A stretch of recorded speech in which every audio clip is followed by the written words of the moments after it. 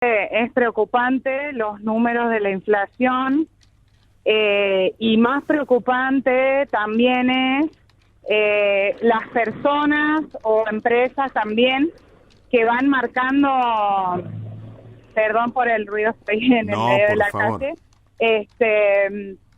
también es más preocupante las personas o las empresas que marcan también los precios de los productos, sobre todo de los productos alimenticios, ¿no? Entonces, en ese sentido, hay que empezar a pensar en cómo vamos a proponer políticas públicas para contener sobre todo a los sectores más vulnerables, más olvidados, y a empezar a discutir también, que es una buena oportunidad en esta instancia, a la acumulación de la riqueza, ¿no? Y a cómo distribuimos la riqueza tanto en la provincia como en el país. Uh-huh. Ahora, a ver, estos números inflacionarios que usted está marcando, ¿a dónde impacta más directamente? En los sectores más vulnerables. O sea, la inflación es negocio de la casta, me parece, de lo que ahora se denomina casta política. Así es, y bueno, como yo decía, de estos sectores que también son quienes ponen los precios, incluso cuestiones básicas como el pan, ¿no? O las verduras, las frutas, todo lo que tiene que ver con una necesidad básica de las personas para alimentarse, es lo básico y lo mínimo para vivir. Ahora, ¿cómo le va? Buenas tardes.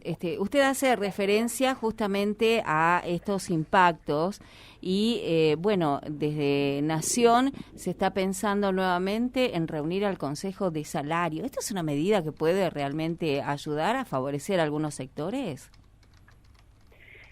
Y puede ser una de las medidas que pueda colaborar con eso, pero también hay que sentarse con los sectores empresariales que van poniendo incluso los precios por encima de la inflación, ¿no? Y disculpen que sea insistente con esto, pero me parece que también tiene que ver con que, si bien tenemos números que nos muestran la inflación, también tenemos que ver esta cuestión de estos sectores de poder que van acumulando la riqueza y que los sectores vulnerables se quedan muy por fuera, ¿no?, de una calidad de vida mínima, ¿no?, que cada vez incluso, bueno, por ejemplo, en términos de potenciar trabajo y las personas que estamos organizadas en sectores de unidades productivas, va afectando también, ¿no?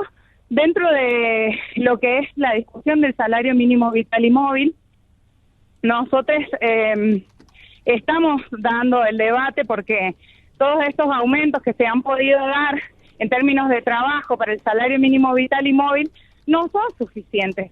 Entonces sí es necesario plantear otras medidas políticas. Nosotros también entendemos que la cosa seguramente va a empeorar porque tiene que ver con los acuerdos con el Fondo Monetario Internacional y cómo esas medidas van a impactar en la economía del país. Ahora, hay señales hay señales de que vayan a generarse puestos de trabajo que puedan absorber estos, potenciar trabajo, por ejemplo.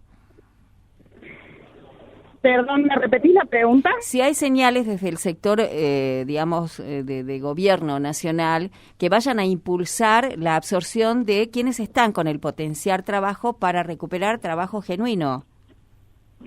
Y nosotros entendemos desde nuestro sector que nosotros sí generamos trabajo. Justamente la política del potenciar trabajo es potenciar el trabajo. Entonces, por eso nos organizamos en unidades productivas para generar trabajo genuino para nuestros compañeros y compañeras del sector, que tiene que ver con la generación o la apertura de cooperativas de trabajo que sean realmente o puedan generar también una autonomía más allá de este aporte que se genera desde el gobierno con el potencial trabajo, pero que pueda generar también un piso digno y derechos dignos de trabajo, que obviamente seguramente todavía nos faltan dar muchas discusiones, en términos de derechos laborales, pero que no es que nosotros somos personas desocupadas. No, por eso lo planteaba desde las perspectivas del Estado Nacional.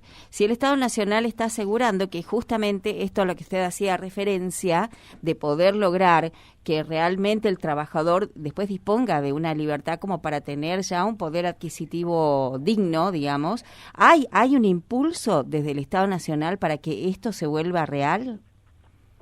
Y se han generado políticas para impulsar los espacios de cooperativas de trabajo, tanto en la textil como los compañeros y compañeras cartoneros y cartoneras, carpintería social. Hay un montón de espacios que sí se están moviendo, que sí se están generando en términos de poder generar ese trabajo genuino del que hablamos. Nosotros sí creemos que en la avanzada de la tecnología y en la avanzada de la reducción también de la capacidad de las empresas, esto que antes también se hablaba en términos de trabajo dentro de privados o estatales, nosotros creemos que el sector de la economía popular va a ir creciendo porque cada vez hay más personas que están fuera del sistema formal, ¿no? Entonces, también nosotros y nosotras desde el sector de la economía popular buscamos generar ese piso a través, por ejemplo, también de lo que es el monotributo social para que nuestros compañeros y compañeras también tengan derecho a derechos laborales mínimos, como ser un aporte jubilatorio, como ser una obra social, ¿no? Y que se puedan garantizar esos derechos. Eso se viene construyendo. Ahora, cada vez,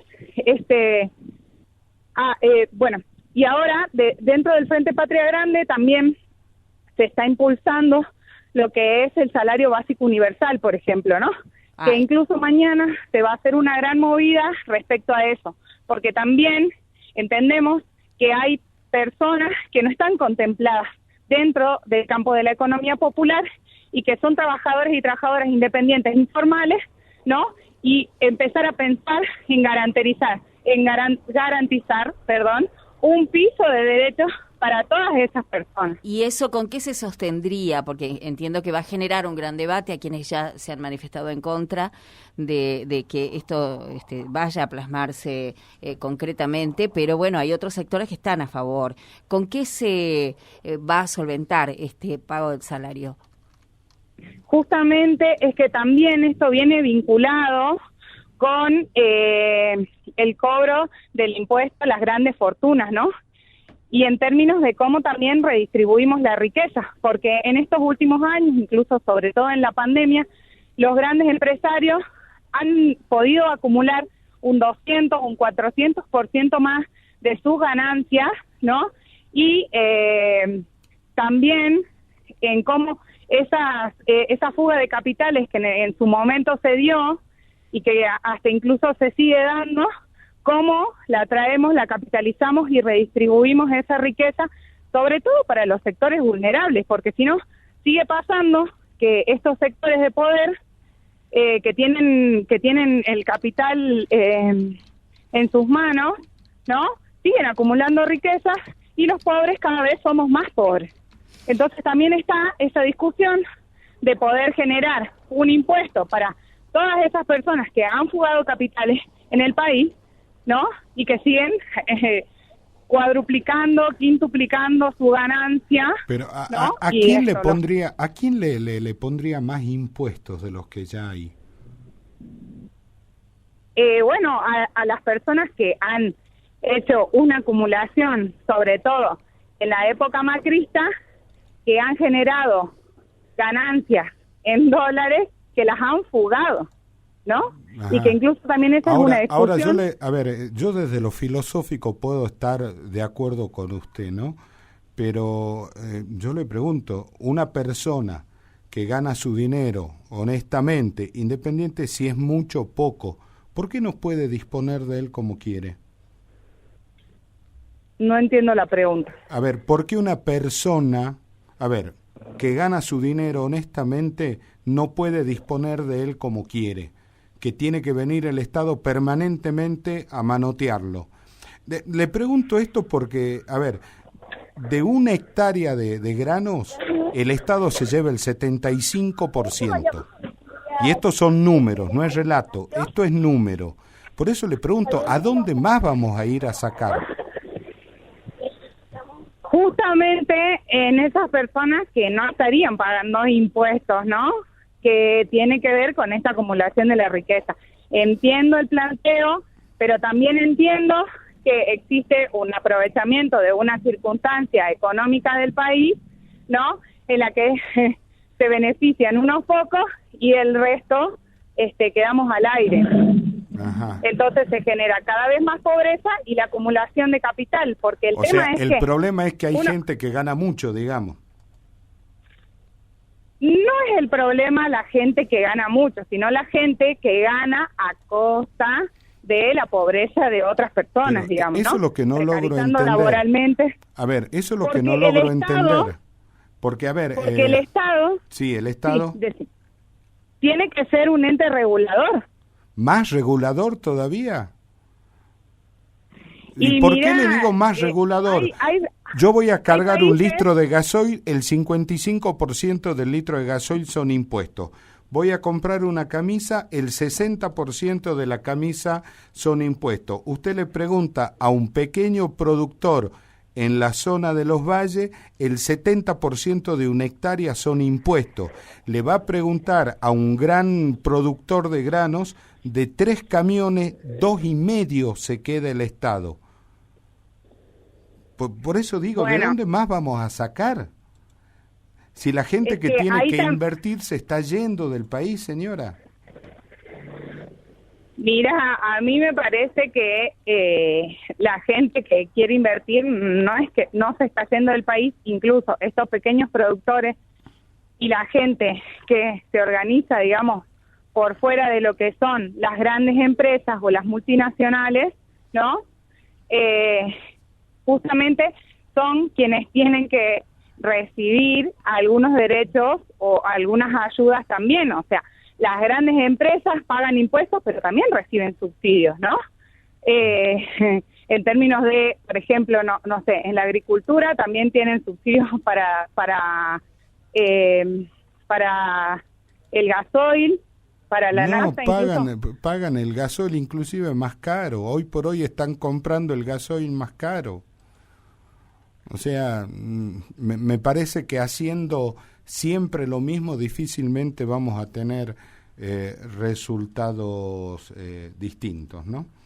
Daniela, por eso siempre... Sí. No, cierre por favor la idea. Perdón, se me fue la idea, pero lo que básicamente, cerrando, digamos, como lo que quería decir, es que por eso es que es necesario no solo discutir la pobreza, sino también discutir la riqueza en términos de poder entablar o generar una mesa de diálogo que sea con sectores amplios en donde se pueda llegar a un acuerdo en términos de redistribución, el manejo de los impuestos y quedar claro, digamos, para el beneficio también de quienes, porque es fácil también tener el capital y poder generarlo, pero quienes no lo tienen, ¿cómo hacen? ¿No? Entonces ahí también, dentro de la economía de la Argentina, tenemos que empezar a replantearnos que, bueno, si vamos a pagar después de este acuerdo con el Fondo Monetario Internacional una deuda tremenda que nos han dejado, entonces, ¿cómo hacemos con esa plata también que se ha fugado? Porque está bien, podemos hablar de algunos impuestos que se cobran en Argentina, pero hay países también que tienen un piso mucho más alto de impuestos, de los cuales nos traemos como ejemplo muchas veces de cómo funciona la economía, que funciona muy bien, ¿no?